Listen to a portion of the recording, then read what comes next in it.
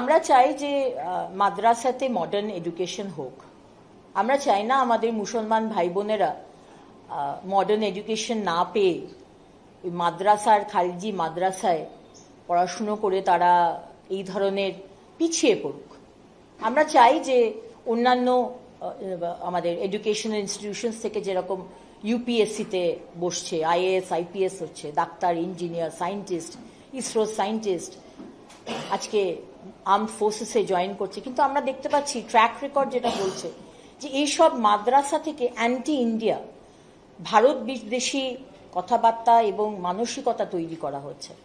আমরা চাই না, আমাদের সরকার এলে সেটা অবশ্যই দেখা হবে এবং মডার্ন এডুকেশন দিয়ে আমাদের সংখ্যালঘু সম্প্রদায়ের মুসলমান ছেলেমেয়েরা যাতে এই প্রত্যেকটা ক্রাইমে মুসলমানদের নাম, আমরা চাই না এটা হোক, তারা মেন লাইনে আসুক এবং তারা মাথা উঁচু করে দাঁড়াক, আমরা এটা চাই।